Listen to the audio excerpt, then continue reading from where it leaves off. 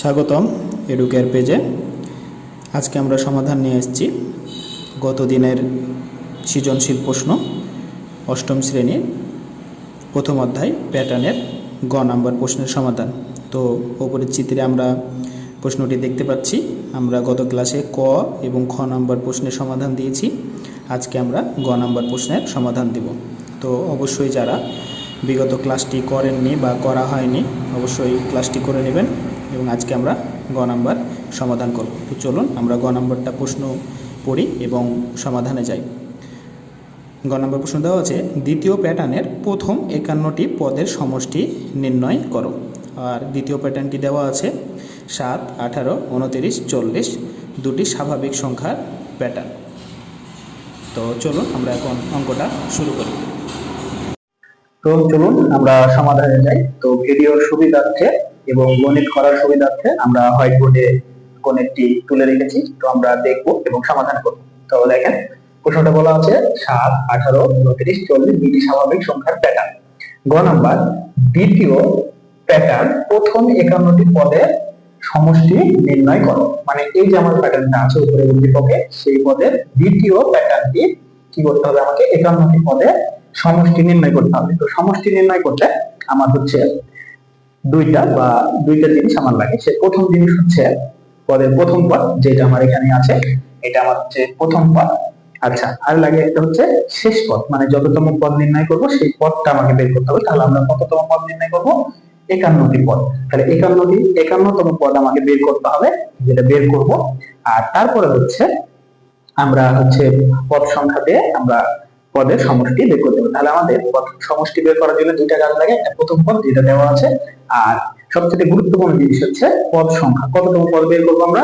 51টি পদ বা 51তম পদ আমরা বের করবো। তো চলুন আমরা সমাধানে যাই।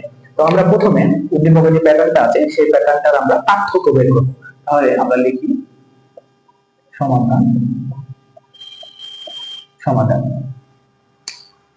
দ্বিতীয় প্যাটার্নের পার্থক্য।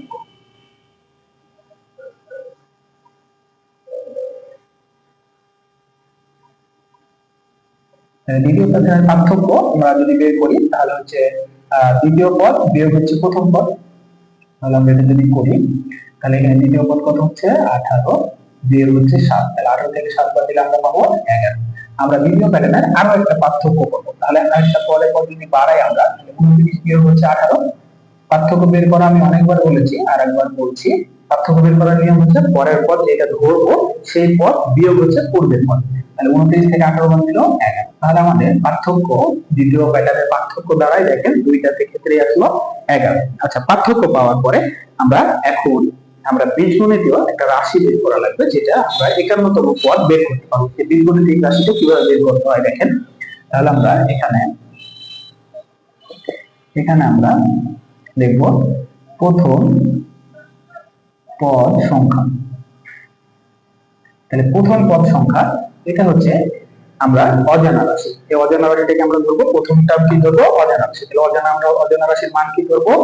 1 ধরবো। এখানে অজানা রাশি যে প্রথম পদ বলেছি 1। তাহলে অজানা রাশিটা আমরা যদি ধরি তাহলে একটা ধ্রুবক নেওয়া লাগবে, সেটা হচ্ছে কি? ক। আচ্ছা, তাহলে আমরা একটু করি। তাহলে প্রথম পদ আমরা পার্থক্য কত পেলাম? 11। তাহলে 11 বসাবো, 11 গুণিত প্রথম পদ, এই জন্য 1 বসাবো। আচ্ছা, আমাদের এখানে দেখেন এখানে উদ্দীপকে প্রথম পদ কত আছে? 7। তাহলে 11 সাথে 1 গুণ করলে 11 কে 11। 11 থেকে কত বাদ দিলে 7 হয়? আমরা সবাই জানি 11 থেকে 4 বাদ দিলে 7 হয়। তাহলে দেখেন প্রথম পদটা মিলছে। তাহলে এরপর দ্বিতীয় পদ, আমরা দ্বিতীয় পদ যদি দেখি উদ্দীপকের সাথে মিল করি, তাহলে দ্বিতীয় পদ পার্থক্য 11 ইনটু এখানে দ্বিতীয় পদ, তাহলে যদি নিব 2। তাহলে 11 গুণ কত হয়? 11 দুগুণে 22। আমরা যদি 22 থেকে এখানে 4 পেয়েছি, 4ই যদি বাদ দিই তাহলে 22 থেকে 4 বাদ দিলে 18। তাহলে দেখেন আমার মিলে যাচ্ছে, তাহলে 18। এবার আমরা তৃতীয় পদ বের করি। তৃতীয় পদ সংখ্যা তাহলে আমার পার্থক্য 11, তৃতীয় পদের জন্য 3 দেব বিয়োগ 4। তাহলে 3 11 কত? 33। 33 থেকে 4 বাদ দিলে আমার আসে 29। তাহলে তৃতীয় পদটা আমার কি গেছে? উদ্দীপকের সাথে মিলেছে। তাহলে চতুর্থ পদ সংখ্যা, তাহলে চতুর্থ পদ, তাহলে পার্থক্য 11 গুণিত 4 মাইনাস 4। তাহলে 4 11 44। 44 থেকে 4 বাদ দিলে কত হবে? 40। ডট ডট ডট এভাবে কি চলতে থাকে। তাহলে একটু খেয়াল করেন, আমার উদ্দীপকের প্রথম পদ 7 মিলেছে, উদ্দীপকের দ্বিতীয় পদ 18 মিলেছে, তৃতীয় পদ হচ্ছে 29 মিলেছে, চতুর্থ পদ আছে 40 মিলেছে। তাহলে আমাদের এখানে বীজগণিতিক রাশিটা আমরা লিখতে পারি বা প্যাটার্নটি আমরা লিখতে পারি। অতএব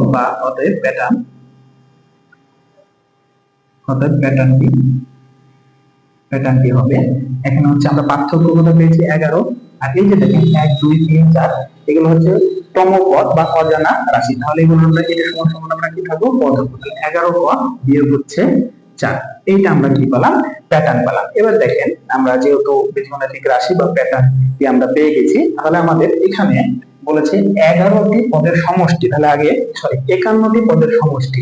তাহলে আমরা প্রথমে 51টি পদ বের করি। তাহলে আমরা যদি 51তম পদ সমান সমান কত হবে 11 গুণিত কত 51, তাহলে বিয়োগ হচ্ছে 4, তাহলে কত হবে দেখেন, আমরা যদি একটু ক্যালকুলেটরের সাহায্য নিই, তাহলে 11 গুণিত 51 গুণ করলে হয় 561, তাহলে হবে কত 561 বিয়োগ হচ্ছে 4, তাহলে 561 থেকে 4 বাদ দিলে কত হয় 561, তাহলে হবে কত 557, তাহলে আসে কত 557, তাহলে 557 আমার কততম পদ 51তম পদ। তাহলে আমরা যেহেতু 51তম পদ, এখানে প্রথম পদ আমরা পেয়েছি, উদ্দীপকে যেটা দেওয়া আছে এটা হচ্ছে প্রথম পদ, আর 51তম পদ বা শেষ পদ আমরা লিখতে পারি, এটা লিখবো আমরা 51তম পদ। তাহলে 51তম পদ পেয়ে গেছি, তাহলে আমরা এখন সমষ্টি নির্ণয় করতে পারি। তাহলে আমরা চলে সমষ্টির সূত্রটা লিখি, যেহেতু 51তম পদের সমষ্টি বলেছি, তাহলে আমরা লিখব 51তম পদের সমষ্টি সমান সমান, তাহলে 51তম পদের সমষ্টিটার আমরা সূত্রটা কি বললাম, প্রথম পদ যোগ হচ্ছে 51তম পদ বা শেষ পদ যেটা বলে, ভাগ হচ্ছে 2 কি দেব না, গুণিত হচ্ছে এখানে পদ সংখ্যা।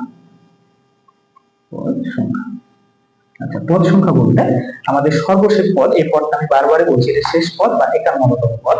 তাহলে দেখেন এখানে পদ সংখ্যা কত হচ্ছে 51, পদ সংখ্যা কত 51, তাহলে পদ সংখ্যা আমরা পাবো বসাবো এখানে 51। তাহলে আমাদের দেখেন প্রথম পদ এখানে আমরা কত পেয়েছি 7, আর শেষ পদ আমরা বা 51তম পদ আমরা বের করলাম কত 557 ভাগ হচ্ছে 2 গণিত হচ্ছে পদ সংখ্যা হচ্ছে 51, তাহলে পদ সংখ্যা কত পেলাম আমরা 51।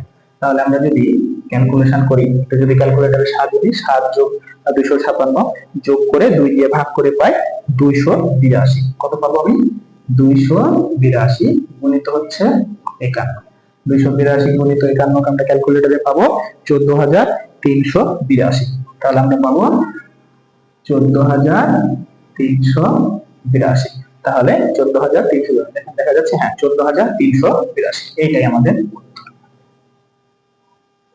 উত্তর। তো এটা হচ্ছে কততম পদের সমষ্টি, 51তম পদের সমষ্টি হচ্ছে 14382। তো এই ছিল আমাদের আজকের সমাধান।